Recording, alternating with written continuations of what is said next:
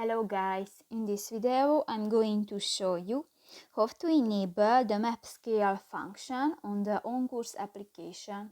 But first of all, I just want to mention, please don't forget to subscribe to our channel, because at 100,000 subscribers we are going to show you our YouTube revenue statistics and growth strategy, how to make money online. So let's jump into it. First of all, open the application on your device.